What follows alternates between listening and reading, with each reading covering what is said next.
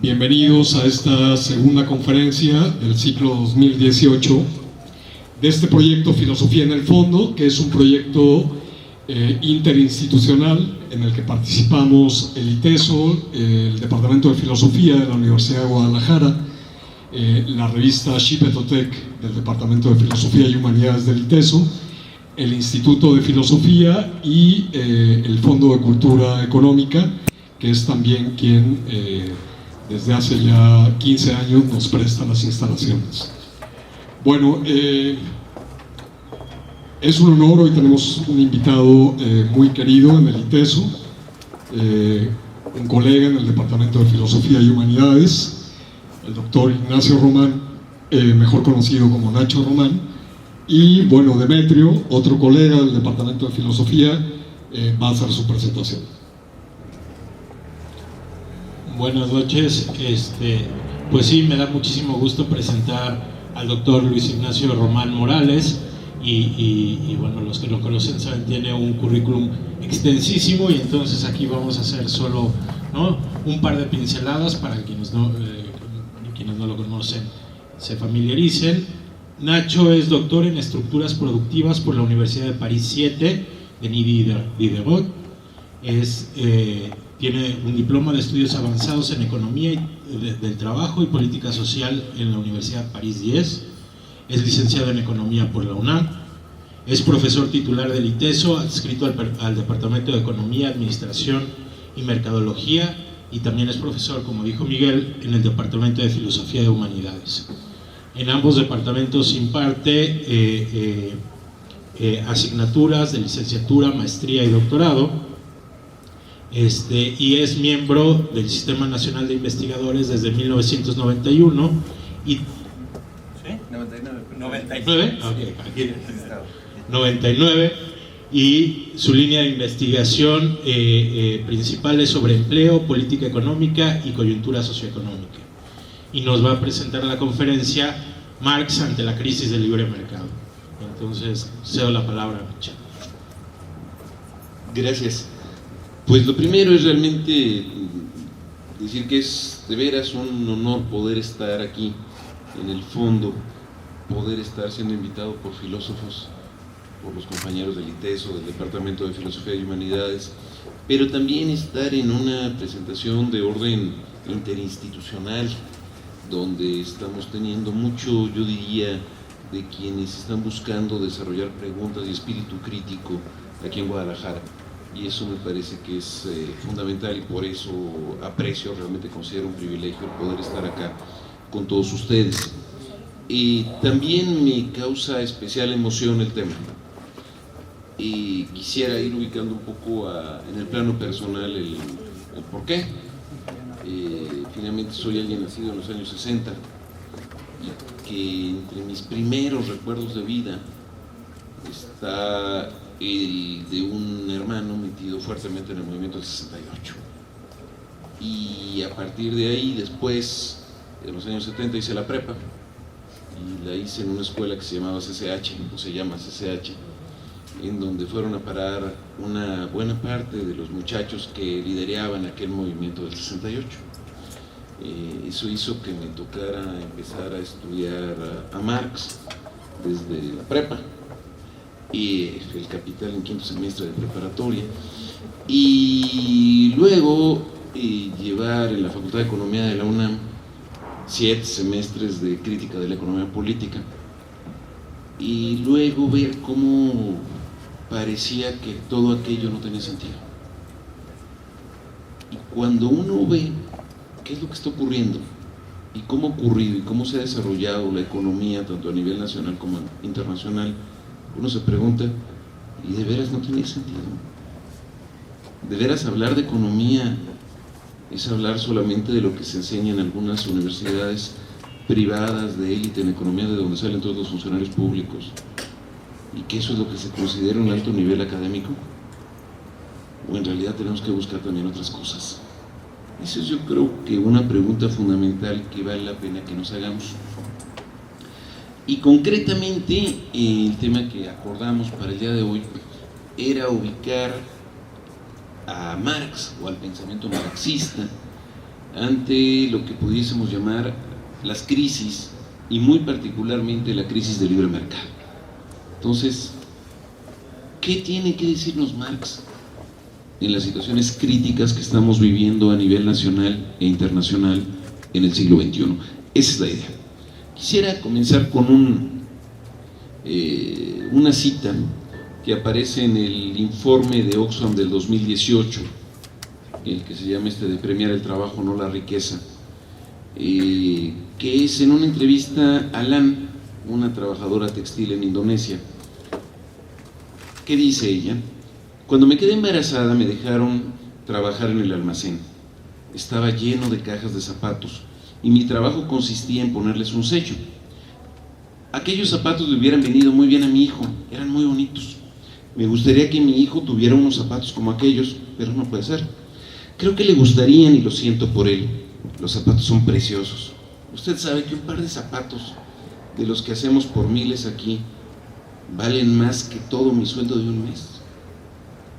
Creo que eso es lo que nos puede dar alguna idea inicial de cuál es el sentido que puede tener el ubicar a Marx actualmente. Y quisiera seguir con Erich Fromm, el fundador de la Escuela de Frankfurt en psicología, y que en Marx y su concepto del hombre señala, bueno, ¿qué es lo fundamental, digamos, en el pensamiento económico, filosófico de Marx, según Fromm? Y concretamente en su crítica al capitalismo. Y él dice, la crítica principal de Marx al capitalismo no es la injusticia en la distribución de la riqueza, es la perversión del trabajo en un trabajo forzado, enajenado, sin sentido, que transforma al hombre en un monstruo tullido. El concepto del trabajo de Marx como expresión de la individualidad del hombre se expresa sucintamente en su visión de la abolición completa de la sumersión del hombre en una sola ocupación durante toda su vida. Como el fin del desarrollo humano es el del desarrollo del hombre total, universal, el hombre tiene que emanciparse de la influencia paralizadora de la especialización. Y esto nos lleva un poquito a la idea de la confrontación con el discurso empresarial. Uno de los elementos fundamentales que se maneja ahora para facilitar todo lo que es la flexibilización del mercado de trabajo, para poder afirmar cuestiones tales como, pues es que el salario mínimo no se puede aumentar por decreto, es que no podemos aumentar los salarios si no aumenta la productividad, es que tienen que entender que somos los empresarios los que generamos el empleo, es que, etcétera.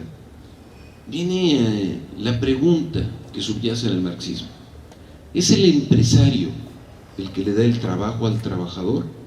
O más bien es al revés, es el trabajador el que le da la ganancia al capitalista. Parte central de todo el análisis económico de Marx está justamente en la demostración de que no es el huevo o la gallina, sino que el proceso, tanto teórico como histórico, es el inverso. Es el trabajador el que le puede generar la ganancia al capitalista. Esa es la base del sentido de plusvalor que seguramente la mayor parte de ustedes han estudiado y que de alguna forma es la confrontación con el discurso predominante que escuchamos mañana, tarde y noche, todos los días, en todo el debate político, y que por cierto es el mismo que manejan todos los candidatos a la presidencia, lo cual también eso nos puede dar una idea en el caso de México de en dónde estamos centrados. Y vuelvo al trabajo. ¿Qué implica la lógica del trabajo? De nuevo tomado en el Fromm o en los manuscritos económico-filosóficos del 44 o en el Capital mismo. Dice Fromm, la enajenación o extrañamiento significa para Marx que el hombre no se experimenta a sí mismo como el factor activo en su captación del mundo, sino que el mundo, la naturaleza, los demás y él mismo, permanece ajeno a él. Están por encima, en contra suya como objetos, aunque puedan ser objetos de su propia creación. La enajenación es esencialmente experimentar al mundo y a uno mismo pasiva, receptivamente, como sujeto separado del objeto. Todo el concepto de la enajenación encontró su primera expresión en el pensamiento occidental, en el concepto de idolatría del Antiguo Testamento. La esencia de lo que los profetas llaman idolatría no es que el hombre adore a muchos dioses en vez de a uno solo, es que los ídolos son obras de la mano del hombre, son cosas, y el hombre se postra y adora las cosas, adora lo que él mismo ha creado.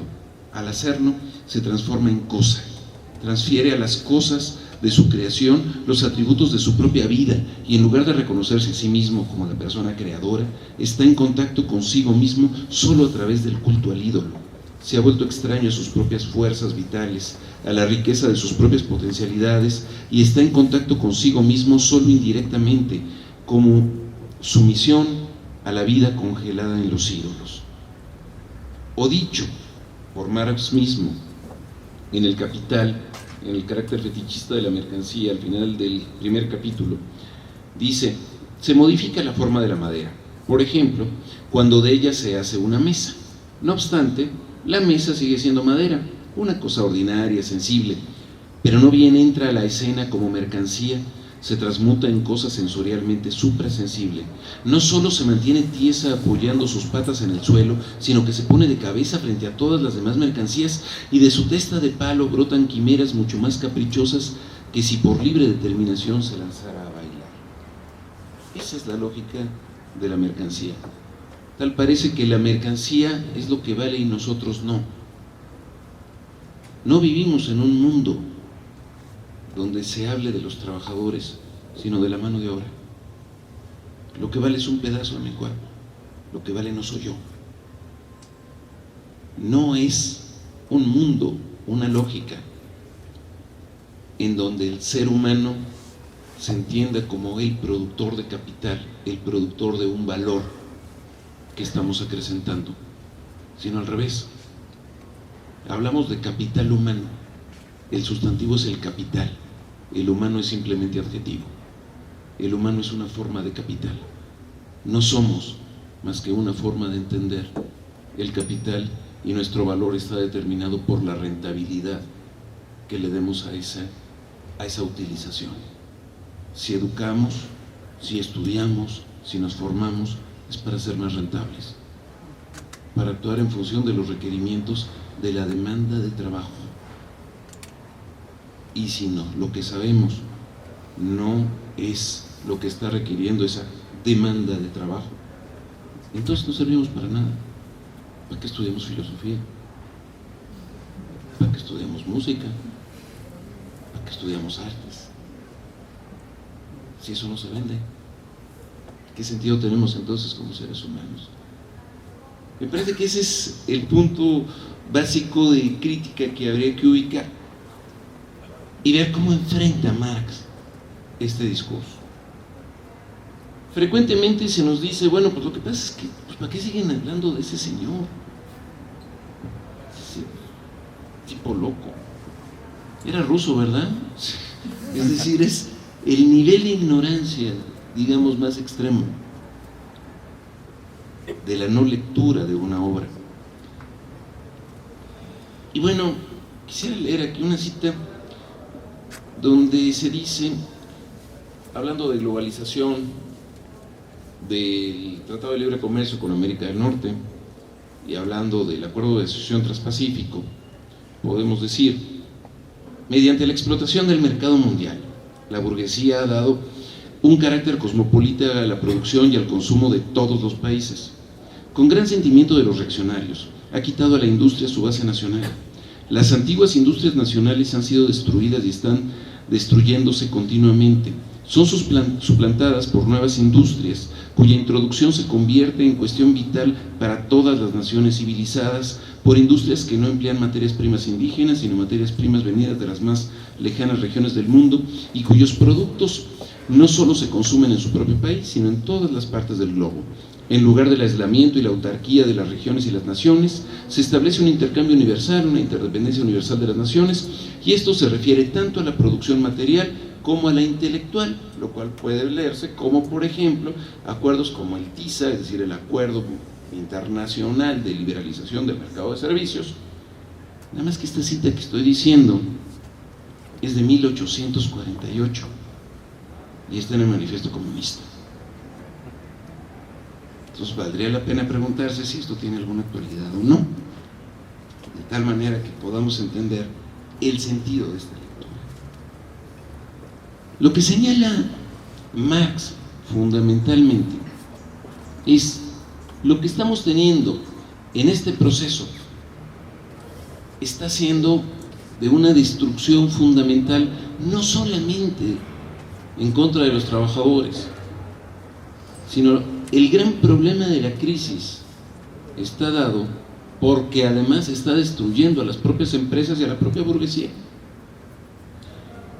Dice Marx, las relaciones burguesas de producción y de cambio, las relaciones burguesas de propiedad, toda esta sociedad burguesa moderna que ha hecho surgir como por encanto tan potentes medios de producción y de cambio, se asemeja al mago que ya no es capaz de dominar las potencias infernales que ha desencadenado con sus conjuros, las crisis.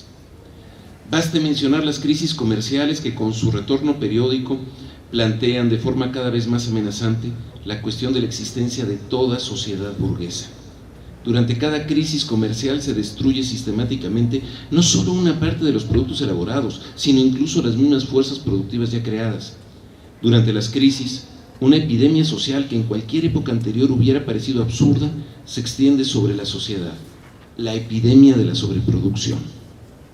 Entramos en crisis sucesivas no porque no estemos produciendo alimentos, no porque no estemos produciendo casas o fábricas o ropa o los satisfactores fundamentales que requiramos o los más modernos, hasta las tecnologías de la innovación y la comunicación. No es porque no se produzca, es porque se está produciendo de más. Es parte de la lógica paradójica que estamos teniendo de las crisis. Y por ello, dice Marx, las armas de que se sirvió la burguesía para derribar al feudalismo se vuelven ahora contra la propia burguesía. La burguesía produce, ante todo, sus propios sepultureros. Y entonces ahí es donde vale la pena, creo yo, preguntarse, tropicalizar todo este concepto y ver cuál es la situación en México en términos de empresas. México se ha ido volcando al mercado externo. México se ha ido volcando a decir, el objetivo fundamental es ser competitivos ante el mundo, tener empresas de calidad mundial. Nada más que hay un pequeño problema. En 1999, fines del siglo pasado, estábamos teniendo 75.8% de las unidades económicas, según los censos económicos, tenían cuando mucho 2 trabajadores. Otro 15.8% ya era más grande, tenía de 3 a 5 trabajadores. Y a partir de ahí vienen proporciones muy, muy pequeñas, hasta que llegamos a las empresas de más de 1,000 personas. Representan simplemente el 0.03% del total.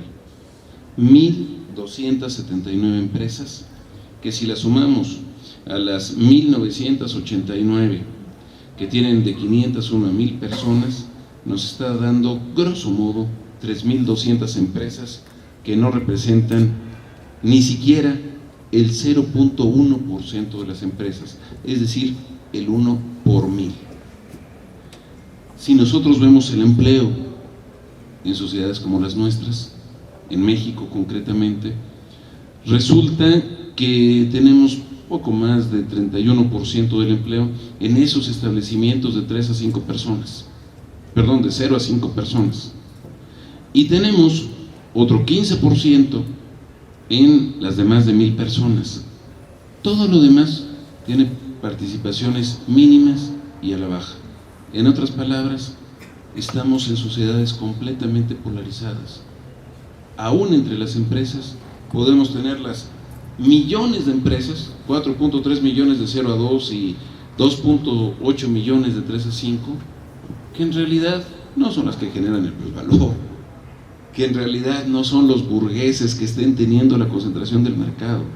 La mitad de los empresarios en México, entendiendo por empresarios los que tienen un establecimiento con gente a su cargo, la mitad gana menos de 5 salarios mínimos. En otras palabras, los que en realidad se están llevando el pastel son estas apenas alrededor de 4,000 empresas, que son las que están concentrando la mayor parte de la riqueza. el capitalismo mexicano está destruyendo como nunca antes a las empresas. Curiosamente, es parte de lo que el mismo Marx señala, pues, o sea, es el canibalismo al interior del propio sistema. Y lo vemos muy claramente en la concentración de capital fijo, de la maquinaria, el equipo, las herramientas, todo lo que tienen las empresas. Si uno vuelve a los censos, resulta que estas 4,000 empresas que tienen más de 1,000 personas concentran 55% de todo el capital que tiene el país. Estas empresas que representan el 0.03% de las empresas son las que se llevan 55% del capital. Y luego resulta que si estamos volcados al exterior, tenemos en total solamente menos de 6,000 empresas exportadoras. 6,000 empresas son como 8 millones de establecimientos, pongamos que fueran 6. Entonces, que exporte una de cada 1,000. Pero de esas 1 de cada 1,000, resulta que 89% de las exportaciones están con... No es cierto, 94% de las exportaciones están en las empresas más grandes. 1,398 empresas, es así, el 88.8%, concentran 67% de las exportaciones. En otras palabras, que cuando nosotros estamos diciendo que nos volcamos al exterior y tenemos que ser competitivos, uno dice, qué bueno, por 3 de cada 1,000 empresas. No es cierto, 3 de cada 10,000. Nada más que la pregunta es, bueno, ¿y qué hacemos con las otras 9,997? Es cómo estamos funcionando. Ni siquiera es el discurso de empresarios, sino de solamente un grupo muy, muy pequeño dentro de todo este conjunto. Esto evidentemente nos lleva a situaciones de crisis. Pues si la mayor parte no puede vender, si los trabajadores tienen ingresos que no les representan una demanda, pues la economía, por mucho que tenga capacidad de producción, si no vende, pues no jala. Y tenemos sociedades con comportamientos raquíticos. ¿Cuál es la culpa de la crisis? Si nosotros nos vamos a la lógica gubernamental o a la lógica empresarial, nos dirán los primeros, es que son crisis importadas. No es culpa de nosotros, yo no fui, fue Tite, ¿no? Y entonces pues es lo que pasa en el mundo, no sabemos, ni modo, pero nosotros nos defendemos bien y mantenemos nuestra estabilidad macroeconómica porque las reservas del Banco de México y la tasa de interés y el déficit fiscal y el déficit externo. Y si vamos con los empresarios, no, pues la culpa es del gobierno, si hay crisis es porque se meten. Y eso es lo dominante. Y nos quedamos con un discurso en donde confundimos economía con negocios y pensamos que tomar decisiones económicas es tarea exclusiva de los empresarios. Y ahí lo que decía Piketty es fundamental. La economía es tan importante que es una tragedia que se la dejemos a los economistas. Es esencial la búsqueda y la discusión al respecto. Si nosotros viésemos factores endógenos, ahí es donde entramos al marxismo. ¿Qué está pasando con nuestra posibilidad de creación de conocimiento? Si no desarrollamos las fuerzas productivas, tampoco podemos desarrollar el capitalismo. ¿Y cómo desarrollamos las fuerzas productivas en un país que le dedica, como nosotros, 0.3 o 0.4% de su riqueza a investigación y desarrollo? Cuando el mínimo que requiere Naciones Unidas para tener una mínima capacidad de desarrollo sería poco más del doble, el 1%, cuando los escandinavos le dedican 4%. Pues simplemente no estamos generando esa capacidad. No es porque la gente no adquiera las capacidades, sino porque lo que el mercado está aplicando en México es solo tareas rutinarias. ¿Qué es lo que requiere el mercado? Gente que obedezca, no gente que critique, no gente que sea creativa, no gente que traiga sus propias ideas de mundo. Y si decimos que nuestra educación debe estar adecuada a lo que requiere el mercado, pues ahí está. Está muy claro qué es lo que estamos queriendo con nuestro país. Y por el otro lado, estamos anquilosando las relaciones sociales de producción en formas en donde pues simplemente nos mantenemos en inercias, donde el trabajador de nuevo es ubicado simplemente como capital humano o como mano de obra. Uno de los grandes aportes de Marx fue justamente el incorporar de manera intrínseca a su análisis el desarrollo tecnológico, no como algo venido de fuera y que nos pega a la economía, sino que el cambio tecnológico es parte del sistema vital del funcionamiento del capitalismo. Pero donde si no cambian las relaciones de producción, pues esto es lo que lleva justamente a las crisis que tanto llama Marx. Dentro de las teorías, digamos, más dominantes, no sería sino hasta muchos años después, 5 décadas después aproximadamente, cuando Schumpeter, otro economista, incorpora el cambio tecnológico propiamente a las teorías de los economistas. En esto Marx fue precursor. Ahora, volvamos a la cuestión de la crisis. ¿Qué significa crisis? Para poder entender también el pensamiento de Marx. Básicamente se entiende como momento de decisión. Lo que plantea Marx en la lógica de la revolución es de decir, se necesita establecer un cambio. ¿Por qué? Porque hay que romper las inercias que hemos estado teniendo a lo largo del tiempo. Y ahí, a la hora de estar refiriendo a las crisis, en la lógica marxista, uno diría, a ver, si en el capitalismo las fuerzas productivas se desarrollan y se mantienen las relaciones sociales anquilosadas, pues entonces va a llegar ese momento de ruptura. En el socialismo no. En el socialismo no hay tal contradicción. Se desarrollan las fuerzas productivas en beneficio de los propios productores y por lo tanto no hay crisis y entonces el socialismo desplaza al capitalismo. Gran paradoja de la historia, ocurrió exactamente al revés. El capitalismo es el que finalmente derrota al socialismo real justamente a partir de un mayor desarrollo tecnológico. ¿Qué ocurrió? ¿Qué pasó ahí después de Marx para entender estos procesos? Plantearse que la lógica capitalista es una lógica estática me parece que es un profundo error y la demostración del siglo XX lo muestra de forma muy clara. Para empezar, hubo una regla de oro que fue la del Fordismo: el incremento de los salarios en proporción de los salarios reales, descontando inflación, en función del crecimiento de la productividad. Eso significa que el trabajador podía aumentar su capacidad de compra, el denominado sueño americano, del que tanto se habla con los Dreamers actualmente. Esto plantea una transformación de fondo con respecto a lo que era el siglo XIX. Por otro lado, sí había un acuerdo entre Marx y todos sus predecesores, Smith, Ricardo, etc.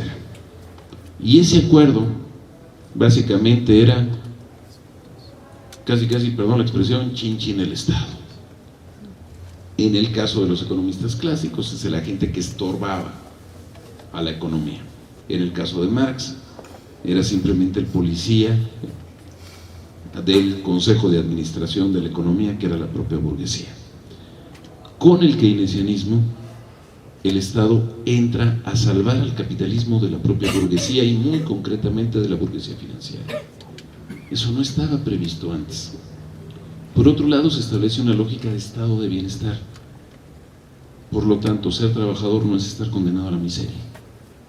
Y entonces ya no tenemos un capitalismo, empezamos a tener una enorme diversidad de capitalismos, donde el capitalismo noruego tiene muy poco que ver con el capitalismo norteamericano, o con el capitalismo mexicano, o con el capitalismo español, o con el de Sudáfrica.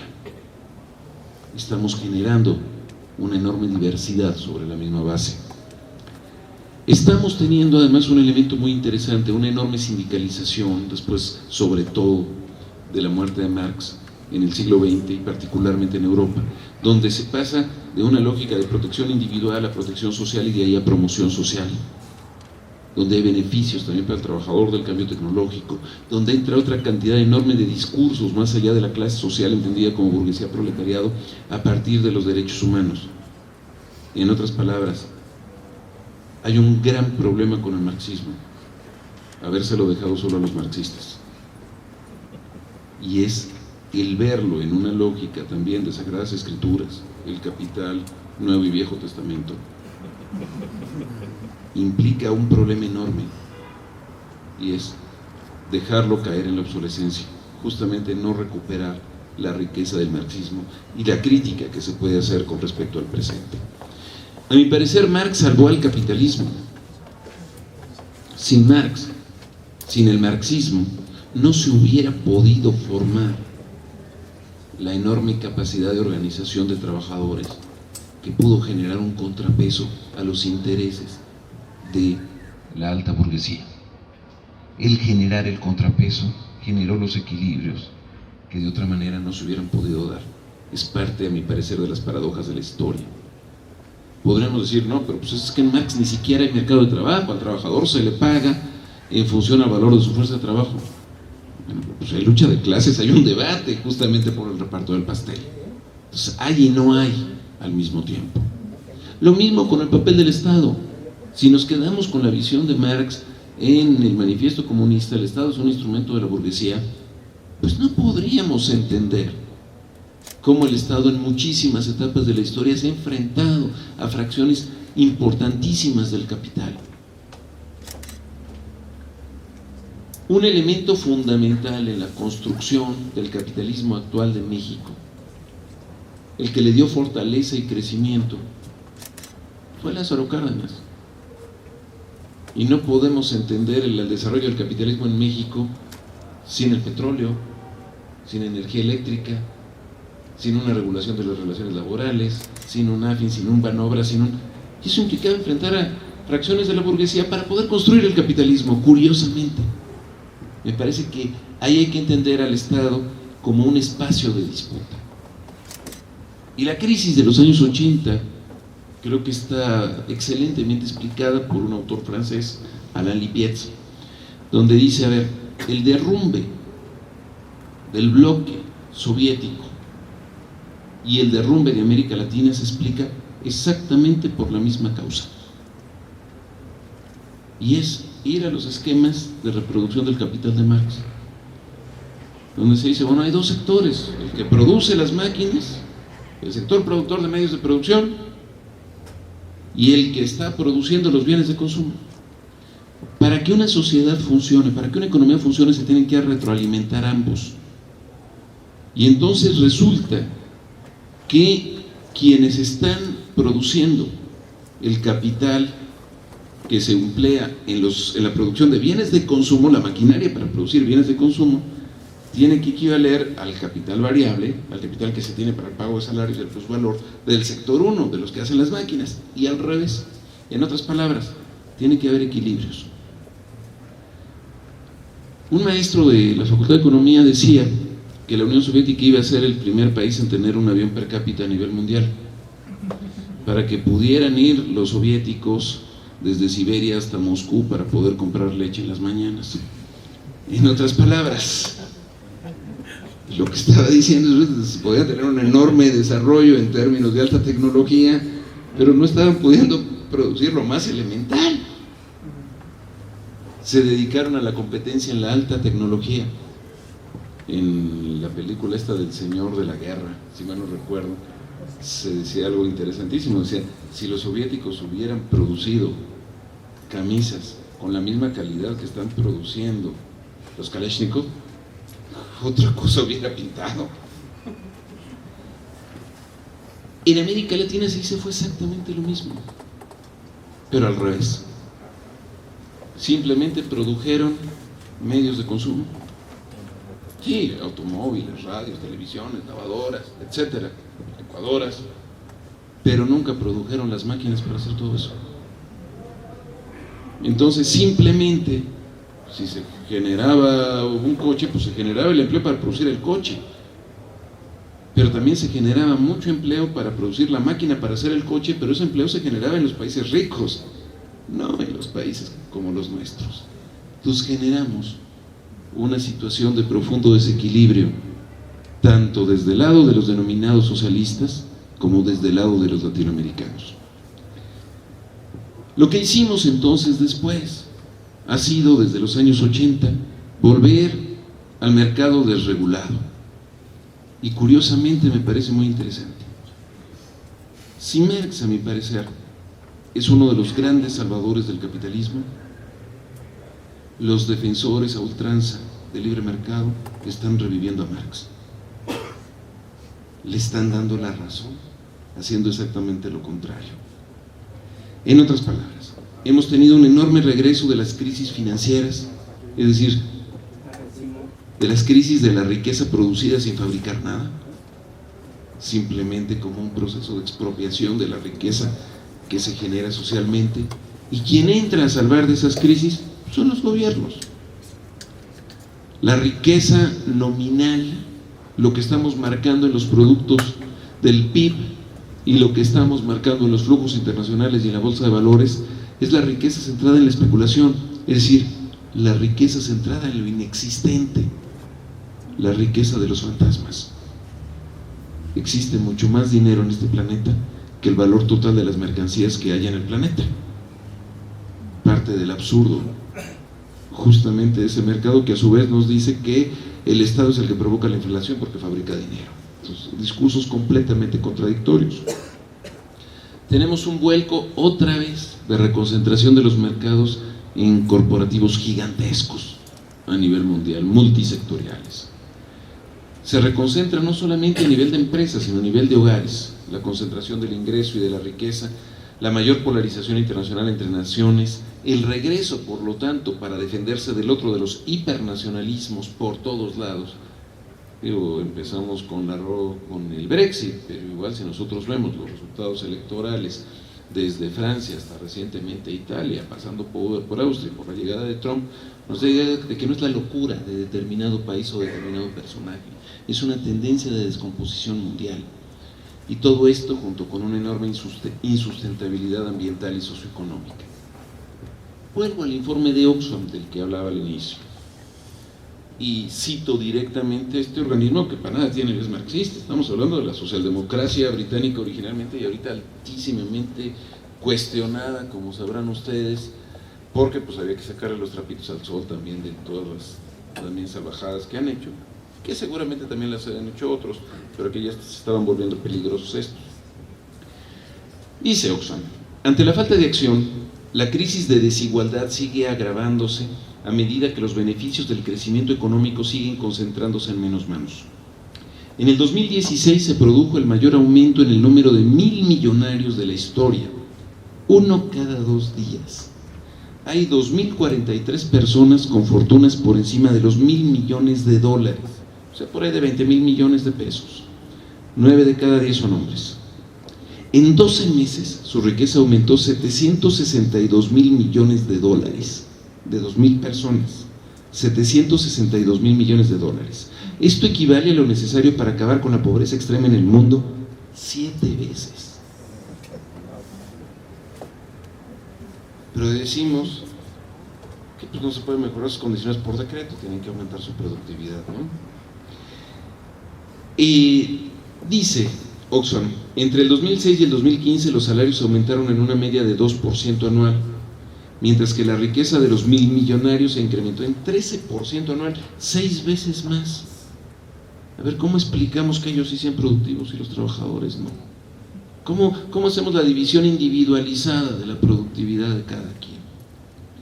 82% del crecimiento de la riqueza mundial del último año ha ido a parar a manos del 1% más rico, mientras que la mitad más pobre de la población no le ha llegado nada de ese crecimiento. Mientras la fortuna de los 1,000 millonarios aumentó 762,000 millones de dólares, las mujeres aportan a la economía mundial 10 millones de dólares en trabajos de cuidados por los que no se les paga un solo centavo. Credit Suisse indica que 42 personas poseen la misma riqueza que los 3,700 millones de personas más pobres. El 1% más rico sigue acumulando más riqueza que el resto de la humanidad. En todos los países se repite la misma dinámica. Los cálculos de Oxfam y otros indican que en el 2017, en Nigeria, los intereses que generen un año la riqueza del hombre más rico del país serían suficientes para sacar de la pobreza extrema a 2 millones de personas. A pesar de que Nigeria lleva casi una década con un crecimiento económico constante, la pobreza en el país ha aumentado durante el mismo periodo. En Indonesia, los 4 hombres más ricos tienen tanta riqueza como los 100 millones más pobres. Las 3 personas más ricas de Estados Unidos, en Estados Unidos, tienen tanta riqueza como la mitad más pobre de la población, 160 millones de personas. En Brasil, una persona que gana un salario mínimo debería de trabajar 19 años para ganar lo mismo que una persona del 0.1% más rico en un mes. Todo esto nos dice, pues Marx estará muerto, pero a ver, ¿qué hacemos? ¿Qué aporto? Me parece que es importantísima la riqueza de Marx en la lógica de crisis, porque no se estudia solo como un fenómeno económico, sino como un fenómeno en donde se articulan filosofía, sociología, ética y economía. Porque se recupera el papel orgánico, no hablar de la caricatura, de qué es lo que me conviene o al otro, qué le conviene al zapatero o al empresario o al especulador, sino cómo opera la economía vista en su conjunto de manera orgánica. Porque entiende la producción como base de la creación de la riqueza y no la especulación en los bancos o en los bienes inmobiliarios. Por la enorme riqueza de la teoría del plusvalor, por la internalización de la tecnología para estudiar el funcionamiento del cambio, por su análisis del fetichismo de la mercancía, por el estudio de los ciclos de reproducción del capital, por el método de la economía política y por su papel en la organización político-sindical. Eso no quiere decir que el tipo sea un santo o que no haya tenido errores. Creo que es importante también tener una lectura crítica de Marx y situarla en su tiempo y en su lugar, y no querer decir que para México hay que hacer lo mismo que Marx propuso en el Manifiesto Comunista en 1848. Me parece importante entrar al debate de qué entendemos por trabajo productivo e improductivo, sobre todo en lo que son los albores de la Cuarta Revolución Industrial. Si efectivamente podemos seguir con la lógica de la tendencia descendente de la tasa de ganancia, entender las diferencias entre desarrollo y subdesarrollo y cómo operan intrínsecamente, sobre cuál es el papel del Estado, sobre cómo se estructuran las clases sociales, no solo por el papel de la producción, sino por múltiples factores que pueden ir desde la cultura, la defensa de derechos sexuales, reproductivos, la defensa de orientaciones sexuales diversas. Me parece que hay muchísimas cosas que adentrar, y tampoco podemos simplemente hablar de la pauperización de la clase obrera, aunque la estamos volviendo a tener. ¿Cómo entendemos los problemas de polarización actual? En el siglo XXI hay muchísimos espacios donde me parece que el marxismo tiene cosas que decir. En las crisis, no solo en la económica, sino en la ambiental y la social, la insustentabilidad de la forma en la que funciona la economía, la lógica del derroche. Qué curioso que Marx, el de la religión es el opio del pueblo, haya tenido un discurso que ahorita parece tan parecido al de Francisco en el Laudato Si, a la hora de establecer la crítica justamente a la insustentabilidad del libre mercado. Igual con la hiperconcentración del ingreso y de la riqueza, igual porque seguimos con la terca realidad de las crisis financieras, por mucho que insistamos que vamos por el camino correcto, y donde resulta que los que no van por el camino correcto, China, la India, Corea del Sur, son los que crecen al 7, 8, 9% anual, y los que vamos por el camino correcto son los que nos están llevando patas de cabra. Es bueno, parte también de cuál es la lógica a través de la cual estudiamos la economía. Me parece que tenemos que tener desarrollos teóricos que favorezcan los sincretismos. El papel de la, por ejemplo, teoría de la regulación, que es la que decía de Robert Boyer, de decir es que ya el capitalismo no existe. El capitalismo se acabó. Lo que existe en la actualidad son los capitalismos. Tenemos que entender las lógicas del capitalismo dentro de cada momento y dentro de cada circunstancia y sociedad, y no querer hacer una generalización banal. Teoría de las convenciones. La empresa no es el átomo aristotélico indivisible. Cuando decimos, a ver, ¿qué es la empresa? Bueno, pues es la decisión que toma el empresario y sacamos nuestras curvitas de oferta, demanda, punto de equilibrio, nos metemos a la computadora. En realidad estamos en un razonamiento de hace 2000 años. cuando decimos, a ver, es que la empresa también son los trabajadores y la empresa también son los directivos y accionistas y los clientes y los proveedores y todo el mundo lo meten ahí, y todos tienen el mismo interés, todos persiguen exactamente el mismo objetivo. También el trabajador no está buscando también su salario, su seguridad en el trabajo, reducir los riesgos de accidentes, que no es necesariamente la ganancia. Lo que estamos haciendo con la teoría actual en economía es tratar de ubicar al Estado como si fuese una persona monolítica que también toma decisiones y busca su punto de optimización, el óptimo de Pareto, es decir, en el punto máximo de ganancia para todos. Para que lo entiendan mejor, es más o menos el punto diametralmente opuesto al pésimo de Peña Nieto, donde todo el mundo pierde. Es decir, en esta lógica de interpretación del Estado como un ente monolítico, justamente estamos atentando frente a la historia, frente a la diversidad, frente a nuestras particularidades. En la teoría de las convenciones lo que se plantea es lo contrario. La empresa es una síntesis de disputas sociales.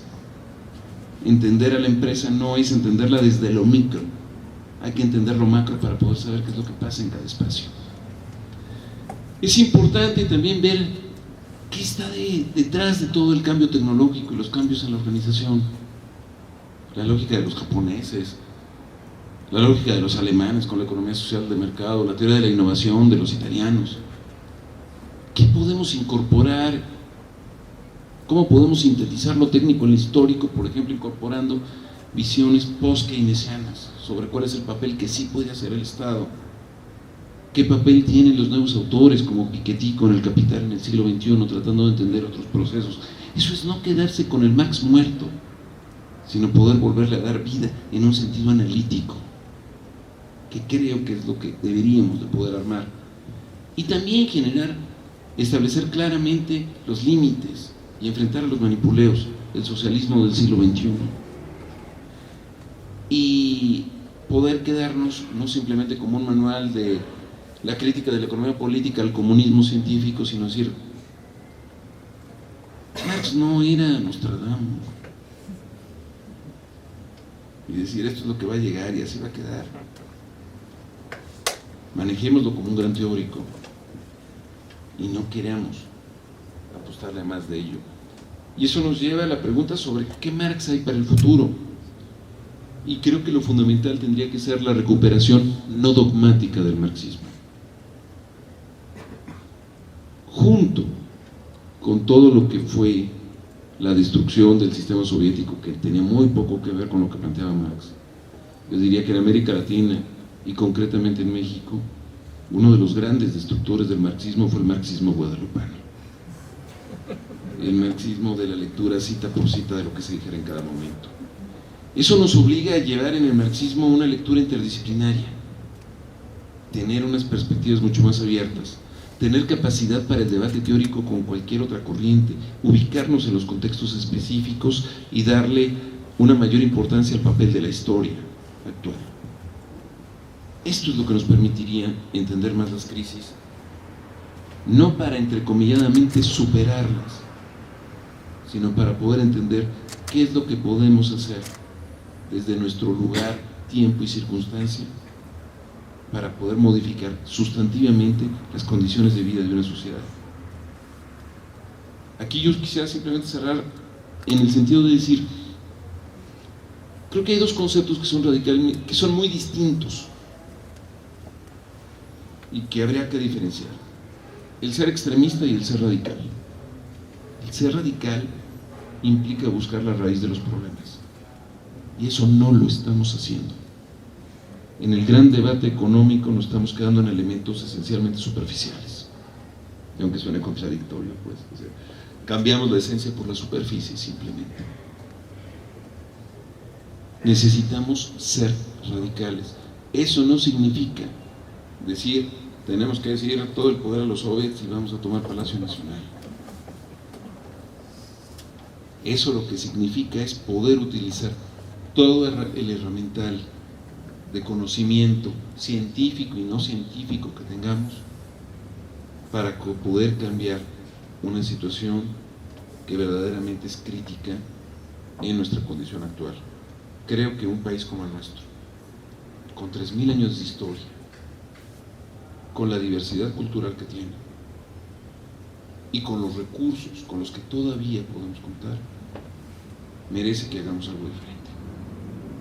Eso es lo que yo diría para que entráramos a la plática.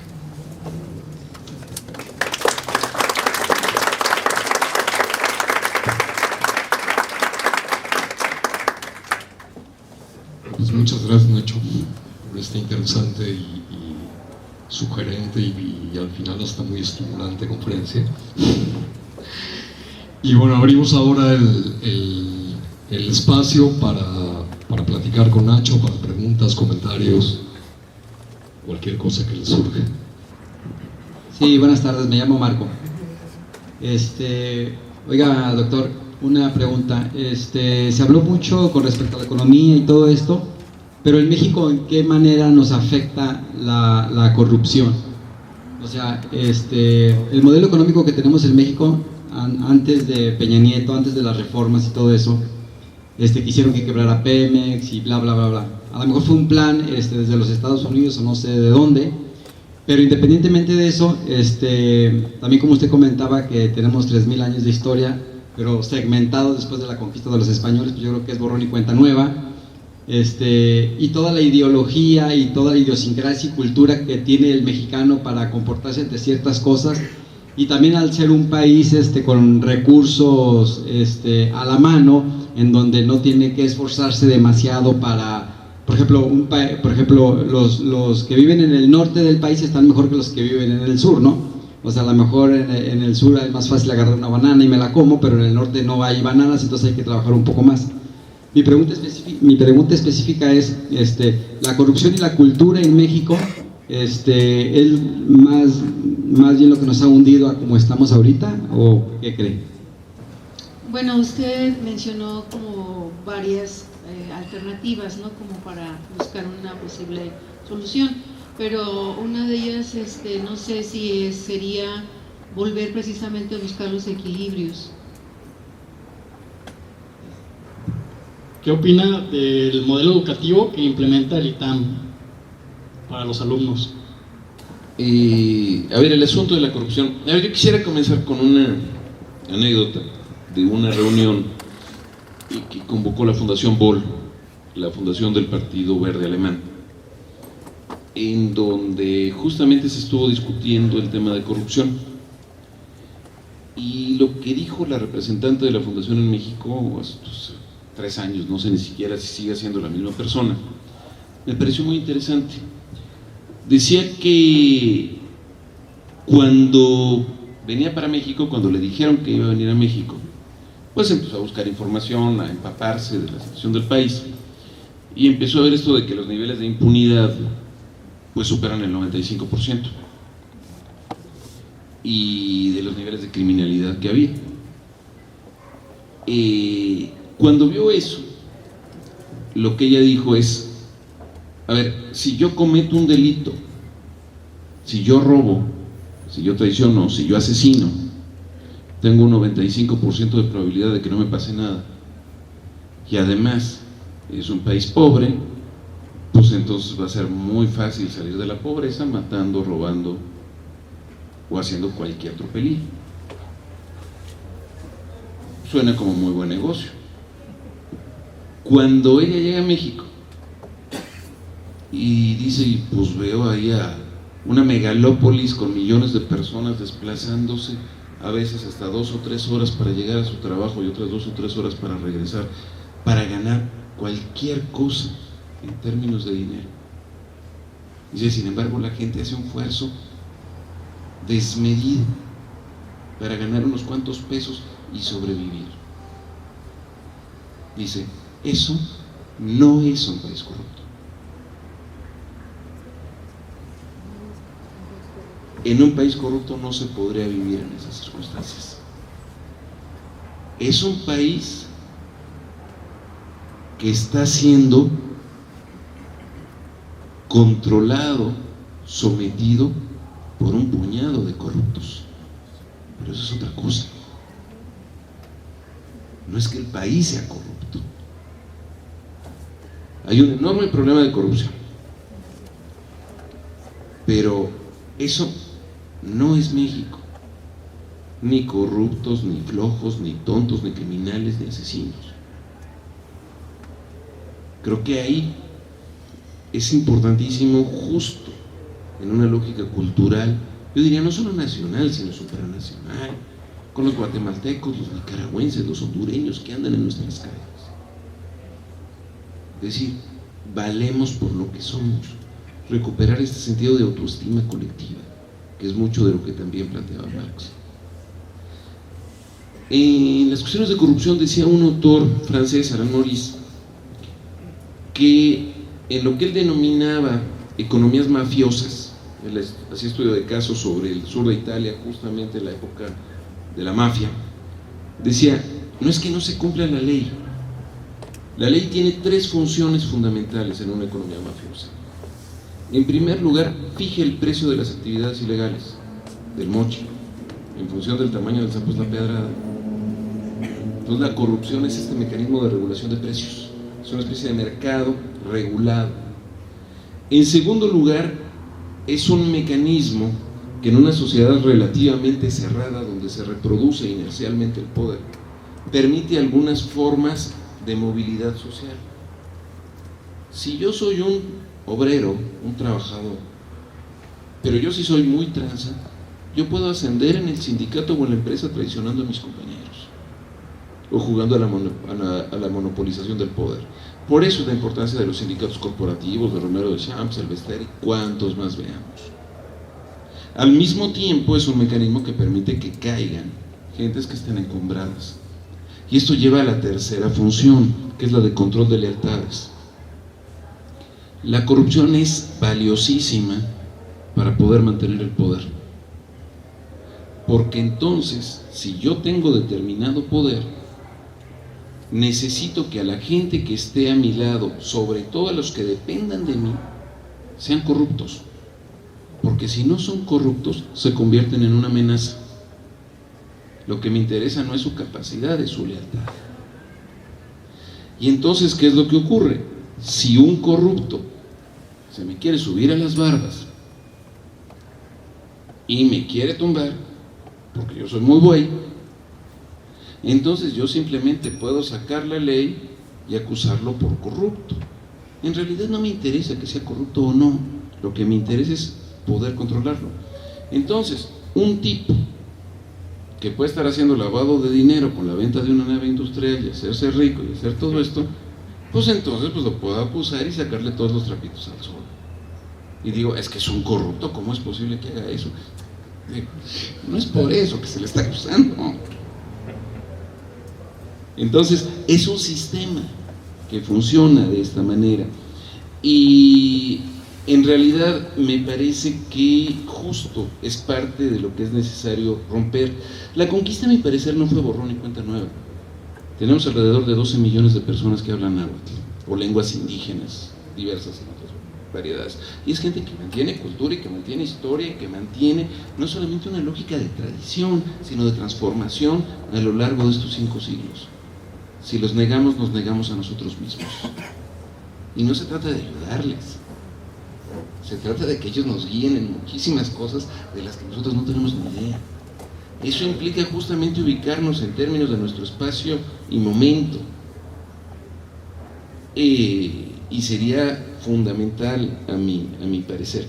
Y tampoco es cuestión del norte y del sur. Los tarahumaras no están a todo dar. Digo, los problemas de hambruna que se han dado ahí son enormes. La dependencia de narco es enorme. Las mujeres de Ciudad Juárez tampoco están precisamente en la maravilla. O las obras de las maquiladoras, o las prostitutas en Tijuana. Y tampoco podemos decir que estén muy mal los empresarios de Cancún. Es decir, creo que tenemos que verlo más en lo colectivo, no quedarnos con esa dicotomía. Y sí, efectivamente, es una búsqueda de equilibrio, no en un sentido de mercado, de oferta, demanda y China, aquí está el puntito exacto, ¿no? Sino decir, cómo generar sistemas de contrapeso real. Doy un ejemplo. En el ITESO nos dieron una conferencia, era 6 meses, por parte de uno de los principales negociadores de la parte mexicana del Tratado de Libre Comercio de América del Norte, Eugenio Salinas. Y a la hora de que él les manejaba su exposición, señalaba cuestiones como su, más que sorpresa, estupefacción, diría yo, porque resultaba que la parte canadiense estaba teniendo en el cuarto de al lado, en las negociaciones, representantes de grupos indígenas y de grupos feministas. ¿Y eso qué tienen que hacer ahí? Lo único que están haciendo es viciar la discusión. Nosotros vamos porque somos el sector empresarial, es decir, somos la sociedad civil, como contraparte del gobierno mexicano. Y entonces, bueno, uno dice, a ver, ¿a qué empresarios representan? Y cuando uno ve todo el discurso, están representando a ese 0.03% de empresas exportadoras. Y a su vez todo el conjunto de empresarios, todos completitos, representan 5% de los trabajadores de México. Hay menos empresarios que trabajadores que no reciben un solo centavo y sin embargo están laborando en actividades económicas, sobre todo trabajadores familiares. Y entonces hay la quinta parte de empresarios que de trabajadores por cuenta propia que simplemente sin tener a nadie a su cargo salen para sobrevivir como pueden todos los días. Esos no cuentan. Y lo que aparece formalmente como trabajadores, 55 millones de personas, son aproximadamente 40% de la población del país. Y todos los que no son, entre comillas, trabajadores tampoco cuentan. Entonces, ¿quién está negociando realmente en México? ¿En manos de quién estamos? Es decir, mientras no tengamos contrapesos auténticos, que eso es lo que hay que construir, entonces efectivamente seguiremos reproduciendo estas inercias. Por eso es fundamental poder buscar, creo, otras lógicas desde donde podamos. Y si nuestra única fuerza es estar echando rollo desde una universidad o desde el Fondo de Cultura Económica, pues desde aquí echamos rollo y hacemos lo que podemos. Y si estamos en un sindicato, desde el sindicato, y si estamos en una secundaria, en la secundaria, y si estamos en la calle, y si estamos en los medios. Pero no autocensurarnos. Creo que eso es lo fundamental.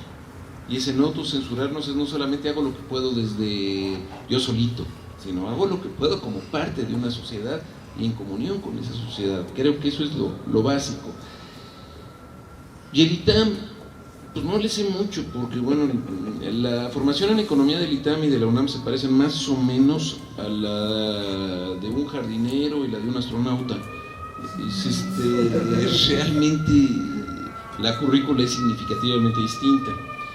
Pero lo que me ha tocado tratar con algunos de estos compañeros después de la carrera y en algunos espacios, pues yo diría, pues sí saben matemáticas. Y sí manejan muy bien el STAT, el SPSS, y sí se saben los modelitos, ¿no? Y están muy bien relacionados, digo, pues sí. Ahora cuando uno dice, pues simplemente con valoración académica, ¿cuántos investigadores nacionales tiene el ITAM y cuántos tiene la Facultad de Economía de la UNAM? Pues digo, la diferencia es gigantesca en favor de la UNAM. ¿Qué se necesita para entrar al ITAM además de tener mucho dinero? No lo sé, pero sé que para entrar a la UNAM se necesita hacer un examen de los que muy poquitos pasan. Y para cualquier universidad pública creo que es más o menos igual. Y el esfuerzo que se tiene que hacer es distinto. Y las universidades tienen generalmente espacios de interdisciplinariedad y de vinculación con otros espacios de pensamiento que en términos generales son mucho más ricos que los del ITAM. Entonces, pues yo digo, no, pues debe ser muy buena, ¿no? Pues si ganan mucho, pues estamos con lo de capital humano y la llevan. Pero creo que justo lo que necesitamos es otra cosa. Digo, no me sorprende que los del ITAM no tengan la más remota idea del marxismo, pero tampoco los que he conocido tienen la más remota idea de lo que fue la perspectiva, por ejemplo, del estructuralismo de las Naciones Unidas, de la Comisión Económica para América Latina. Posiblemente o muy vagamente tendrán de algunas cuestiones de keynesianismo. No quiere decir que no haya buenos, No hay entidades monolíticas. Y también he conocido profesores del ITAM realmente notables. Gente que ha ido en muchos casos a contrapelo de las versiones tradicionales y que lucha, pelea, realmente intenta hacer cosas diferentes. De la misma manera que seguramente en cualquier universidad hay gente que lo único que busca es posiciones acomodaticias en el poder, esté quien esté. Por eso es tan importante esa búsqueda de congruencia, de decir realmente lo que pensamos y no realmente pensar simplemente en función de lo que nos digan que debemos de pensar, porque esa es la enajenación de la que habla Marx. Eso es justamente negarnos a nosotros mismos, y es simplemente, eso es lo que me conviene para mantener mi sueldo, mi chamba, mi prestigio, y ya. Es lo que considero en esta lógica. Buenas noches. Mi primera pregunta sería acerca de todo el panorama que nos acaba usted de mostrar. ¿De qué forma se puede revalorizar hoy en día lo que vendría siendo los procesos de democracia, ateniéndonos a que un reducido número de capitalistas, ahora sí, por utilizar la palabra, tienen una representación ante la colectividad, es decir, los gobernantes? Esa es la primera pregunta, sobre cuál es el rol de la democracia, si nuestro voto tiene realmente es efectivo y no está nada más como una forma de justificación a quien va a estar ahí respaldando los negocios de un cierto sector. Esa es la primera pregunta que me surge. La segunda es acerca del punto final que usted trató respecto a la radicalización de la sociedad. Ello tendría que ver a que todos tenemos que regresar nuevamente a esas partes del manifiesto del Partido Comunista donde se dice hay que tener una conciencia de clase para saber cuál es nuestra relación con quien nos ofrece el trabajo y nuestra cosmovisión, por así decirlo. Y la última pregunta que tengo sería si, como usted nuevamente, el marxismo exige una crítica constante hacia la misma obra. Entonces, dentro de esa misma crítica, la lectura que yo tengo actualmente me sugiere que ya, si bien a finales de los 80s la Unión Soviética cayó, sin embargo el modelo chino ahí quedó. Entonces la respuesta es, tiene que existir mayor injerencia del Estado, es decir, hacer un capitalismo de Estado y hacer a un lado ahora al sector privado. Y la última, pues ya bueno, ya sería si realmente es válido pensar en una segunda modernidad, dejando ya atrás lo que vendría siendo la primera modernidad. A ver, dentro del... ¿Cuál fue el principal error de la Unión Soviética en su fracaso del socialismo, por una parte? Y por otra parte, ¿es posible en nuestro país lograr que los trabajadores y las personas asalariadas tengan salarios que les permitan satisfacer sus necesidades básicas, ¿verdad?, y su desarrollo intelectual sin modificar, ¿verdad?, y sin que tengan esas prebendas los empresarios? Hola, buenas noches. Yo estoy haciendo mi tesis acerca de las relaciones de poder entre las élites empresariales y el Estado en los 70s aquí en Guadalajara, y mi pregunta es en la cuestión de la interrogante que lanza Poulanzas en el sentido de cuál es la autonomía de las burguesías nacionales con las burguesías monopolistas internacionales y su relación también con el Estado.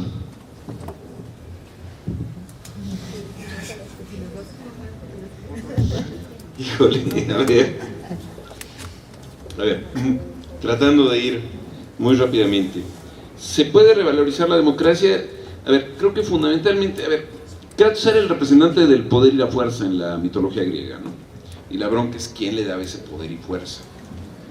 El poder y fuerza ahorita se lo está dando a Kratos simplemente la lana. Y es más o menos obvio, no vivimos en una lógica democrática sino plutocrática. La cuestión es, eso no quiere decir que los demás estemos mancos y cojos. Y por eso de nuevo la insistencia, ¿qué poder es el que sí tenemos y cómo lo podemos ejercer? Eso es, a mi parecer, parte de ese radicalismo, buscar la raíz sobre el en dónde estamos, dentro y fuera de la lógica del Estado. Entonces no es ir al manifiesto del Partido Comunista, porque no estamos en la lógica europea, ni inglesa, ni francesa, ni alemana de mediados del siglo XIX. Radicalismo es, curiosamente siento, ir más a lo que hizo, vaya, simplemente los intelectuales de Lázaro Cárdenas, de Silva Herzog y de Basols y de Francisco J. Mojica, es decir, a ver, ¿en qué país estamos? ¿Cuál es nuestra circunstancia propia? ¿Y qué podemos hacer con ello? Eso es lo que creo que es fundamental, con una visión de a dónde queremos llegar. China yo no sé qué sea, creo que es el pragmatismo más extremo, pero efectivamente no tiene nada que ver con el consenso de Washington, como tampoco tiene nada que ver con el socialismo, cuando menos pensado, ni lo que planteaba Marx, ni lo que planteaba Mao, ni lo que planteaban los soviéticos. Creo que justo sí tenemos que recuperar mucho de pragmatismo y preguntarse también qué hicieron los escandinavos o qué hicieron los alemanes. Los alemanes tienen un esquema de libre mercado, funciona todo, el Estado no se mete, casi está bien. Sí, nada más que de todo lo que ganes, yo me llevo la mitad. Porque tengo que pagar seguros de desempleo, tengo que pagar una excelente educación, tengo que pagar infraestructura, tengo que defender medio ambiente, y además meto una oficina antimonopolios de lo más feroz, donde si no produces alto valor agregado, simplemente no puedes estar. Esos son contrapesos reales. Creo que es lo que habría que buscar de acuerdo con nuestra circunstancia. ¿Por qué tronó la URSS? Un periodista francés, justamente, no recuerdo ahorita el nombre, decía: el gran problema de la URSS, para empezar, nunca fue socialista en el sentido marxista, pero dice es que la manera en la que operó fue justo en esta lógica que también decía Maurice sobre la corrupción. Decía, la URSS funcionó como el darwinismo al revés, la selección por el más imbécil. Justo lo que se necesita no es que el país sea tonto, el problema es que en ese manejo de lealtades lo que vamos haciendo es pervirtiendo cada vez más la estructura de toma de decisiones y generando estructuras cada vez más anquilosadas. Y eso es lo que pasó en términos generales en Europa del Este. ¿México tiene posibilidades de mejorar salarios? Definitivamente sí. Es decir, justamente por lo que usted mismo decía. O sea, ¿cómo no? ¿Cómo se dice? No se pueden aumentar los salarios, pero sí podemos tener a 14, 15 gentes con más de $1,000 millones. O sea, es el absurdo. El gran problema a nivel macro es que si nosotros pensásemos en micro y pequeñas empresas, ahí está cañón, porque esos empresarios también están en condiciones prácticamente iguales a los de los trabajadores. Entonces se necesitaría una política salarial muy intensa, pero al mismo tiempo una política igualmente intensa en defensa de los micro y los pequeños establecimientos. ¿Qué se dije? Ahorita que está la negociación con TLC, compras gubernamentales. En cualquier compra, lo primero, microempresas. ¿Por qué tenemos que tener Coca-Colas, Pan Bimbo y botanas Sabritas a la hora de eventos? ¿Y por qué no tener lo que hagan las señoras de la esquina de la misma colonia? ¿Y por qué no estar teniendo botanas que hagan ellas mismas? ¿Por qué en las tiendas de Diconsa no se venden los productos locales en lugar de estar vendiendo los productos de la Nestlé bajo encargo de Chayito Robles? Es decir, ese tipo de elementos son fundamentales.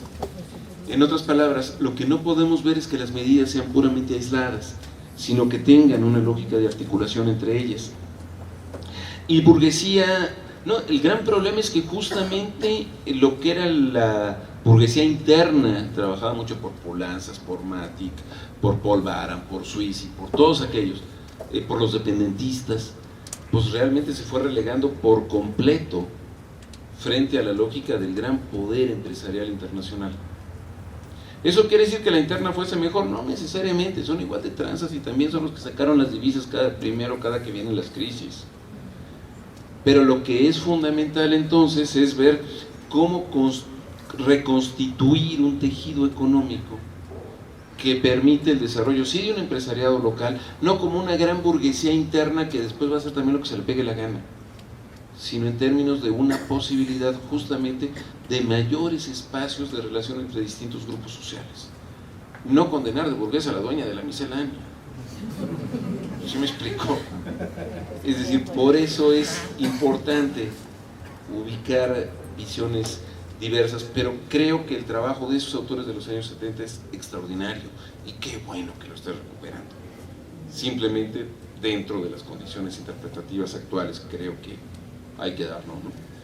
Y pues no sé, traté de hacerlo lo más rápidamente posible porque me dijeron que a las 9 aquí se espantan. Bueno, pues muchísimas gracias, Nacho. Les pido un aplauso, por favor, para él.